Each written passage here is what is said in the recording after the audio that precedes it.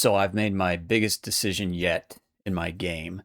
I actually decided to pause the development of a game I was originally making called Corpuscular. And you know what? It's the best decision that I could have made at this point.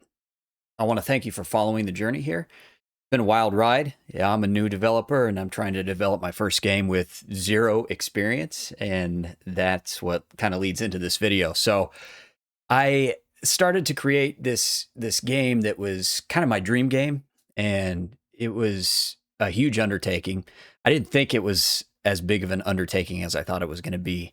And I started to develop all of these systems that were interconnected, and I started to develop things that as I created it, I was like, oh man, now I need to add like 3 new systems for this one to function properly.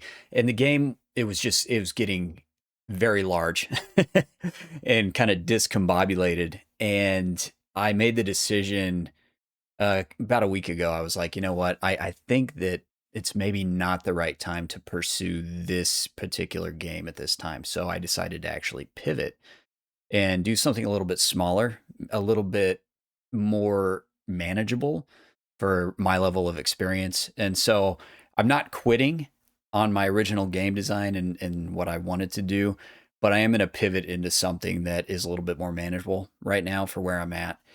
So that leads me into what we are creating now, and that is a game called The Last Bastion. That title is still a work in progress, but it has a tighter gameplay loop, and it's going to be easier for me to polish and I think bring to the finish line. And granted, this is still going to take me a long time. I still estimate this is probably going to be about a 3-year process for me to get this thing out the door.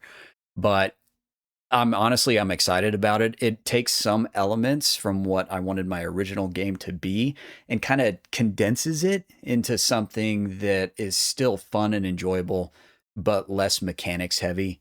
And honestly gives my original game design some room to grow in the future to become something that has a lot of lessons that have been learned on my first game here. So anyway, my goal isn't to build my dream game first. It's to become a developer that's capable of producing something that is more systems heavy and intense, but still maintains quality of what a player is going to enjoy, because these games are about the players.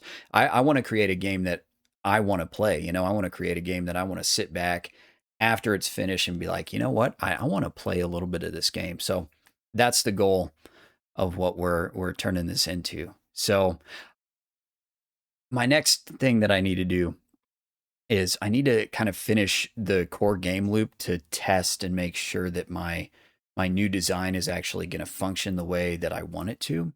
So I need to finish that core gameplay loop before I start to build into it a little bit more.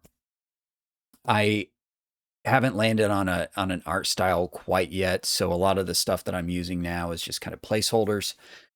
I do have a few enemies and a few AI scripts written for those enemies, and I need to do some further testing with those and kind of get those polished and up and running. But yeah, as soon as I finish this core game loop and get these enemies up and running the way that I want them to, and maybe get a few upgrades that the player can obtain to defend his bastion, then I'll be able to kind of get a little bit of a demo out there.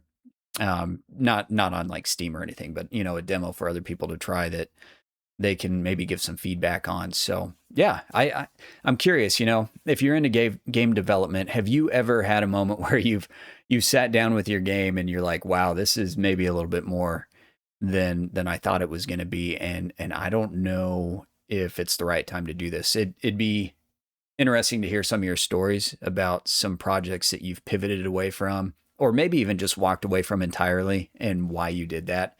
It is encouraging in a way to hear that other people kind of deal with these sort of issues, and it's not just me. I'm just not on my own out here. So anyway, I want to thank you for joining me on the journey and kind of looking at some of the progress that I've made in some of this.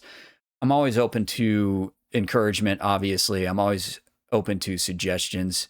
Being so new at this, I know that I am going to need a lot of help and a lot of feedback from people and constructive criticism as well. So I look forward to continuing on this journey in producing the Bastion, and I hope to show you as these videos progress, more and more of the gameplay loop that's solidified and locked in and expanded to something that's enjoyable for players. So thanks for joining me on this journey. I look forward to seeing you in the next video.